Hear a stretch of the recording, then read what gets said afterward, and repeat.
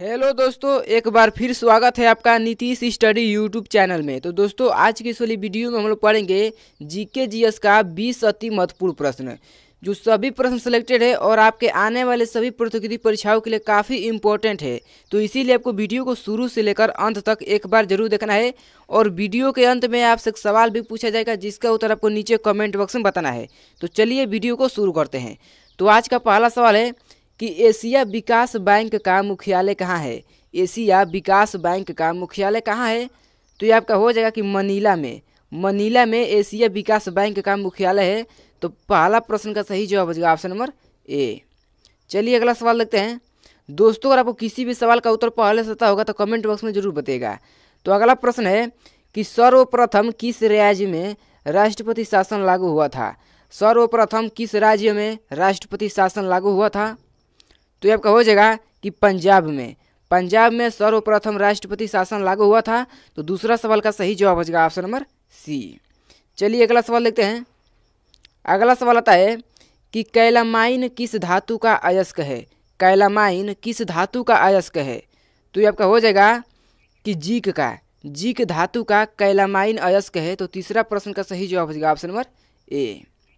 चलिए अगला सवाल देखते हैं। अगला प्रश्न आता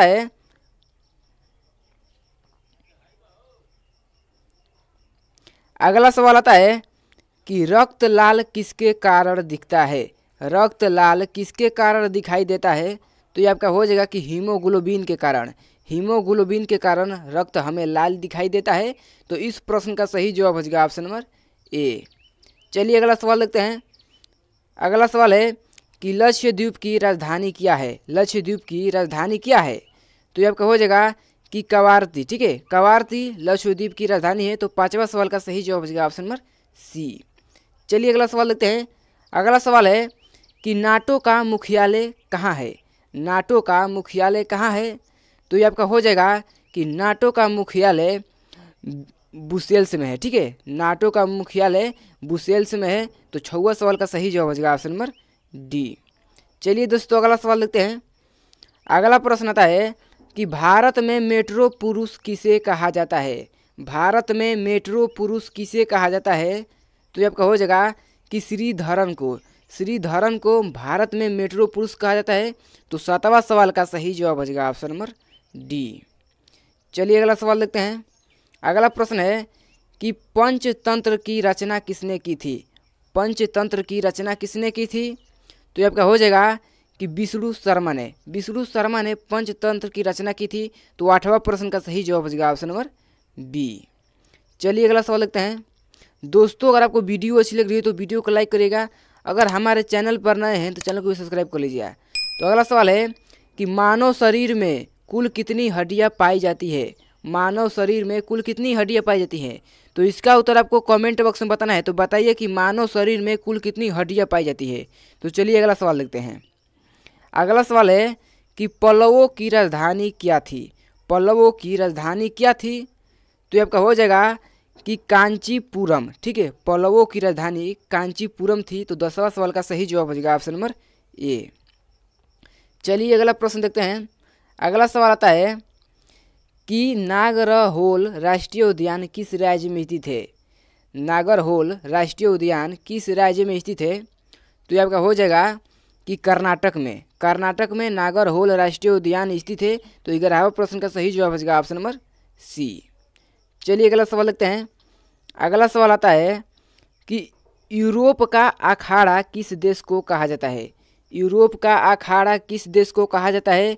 तो ये आपका हो जाएगा कि बेल्जियम देश को यूरोप का अखाड़ा कहा जाता है। तो 12वां सवाल का सही जवाब हो जाएगा ऑप्शन नंबर ए। चलिए दोस्तों, अगला सवाल देखते हैं। दोस्तों, इस वीडियो में जो भी प्रश्न देख रहे हैं सभी प्रश्न सेलेक्टेड है, इसीलिए आपको वीडियो को पूरा ध्यान से देखना है और शुरू से लेकर अंत तक एक बार जरूर देखना है। तो अगला सवाल है कि लॉर्ड हार्डिंग ने बंगाल विभाजन किस वर्ष निरस्त कर दिया। लॉर्ड हार्डिंग ने बंगाल विभाजन किस वर्ष निरस्त कर दिया? तो ये आपका हो जाएगा कि 1911 ईस्वी में लॉर्ड हार्डिंग ने बंगाल विभाजन को निरस्त कर दिया था। तो 13वां प्रश्न का सही जवाब हो जाएगा ऑप्शन नंबर डी। चलिए अगला सवाल देखते हैं। अगला सवाल है कि कोझिकोड का प्राचीन नाम क्या है। कोझिकोड का प्राचीन नाम क्या है। तो ये आपका हो जाएगा कि कालीकट। ठीक है, कोझिकोड का प्राचीन नाम कालीकट है। तो 14वां सवाल का सही जवाब हो जाएगा ऑप्शन नंबर बी। चलिए दोस्तों अगला सवाल देखते हैं। अगला प्रश्न आता है कि पूना समझौता किस वर्ष हुआ था। पूना समझौता किस वर्ष हुआ था। तो आपको याद रखना है कि 1932 ईस्वी में, 1932 में पूना समझौता हुआ था। तो 15वां सवाल का सही जवाब हो जाएगा ऑप्शन नंबर ए। चलिए अगला सवाल देखते हैं।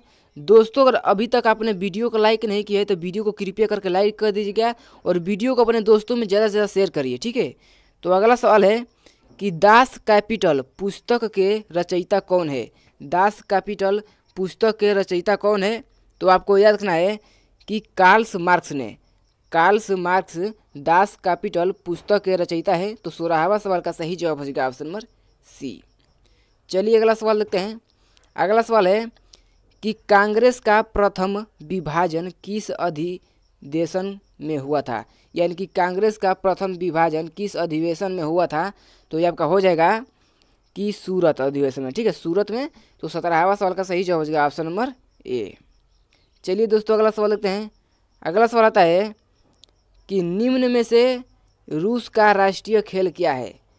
निम्न में से रूस का राष्ट्रीय खेल क्या है। तो ये आपका हो जाएगा शतरंज।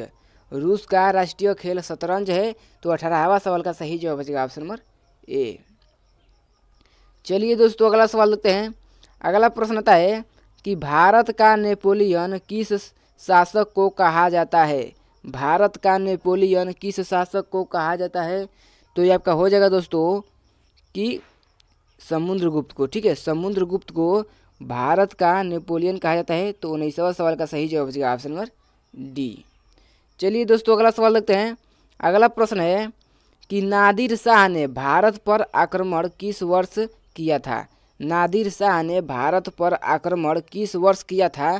तो ये आपका हो जाएगा कि 1739 में, 1739 ईस्वी में नादिर शाह ने भारत पर आक्रमण किया था। तो 20वां सवाल का सही जवाब हो जाएगा ऑप्शन नंबर ए। चलिए दोस्तों अगला सवाल देखते हैं। अगला प्रश्न है कि वुड डिस्पैच का संबंध किससे है। वुड डिस्पैच का संबंध किससे है। तो ये आपका हो जाएगा कि शिक्षा से। वुड डिस्पैच का संबंध शिक्षा से है। तो 21वां सवाल का सही जवाब हो जाएगा ऑप्शन नंबर सी। चलिए दोस्तों आज का लास्ट सवाल देखते हैं जिसका उत्तर आपको कमेंट बॉक्स में बताना है और इन सभी प्रश्नों का स्कोर बताना है कि कितना उत्तर आपको सही हुआ।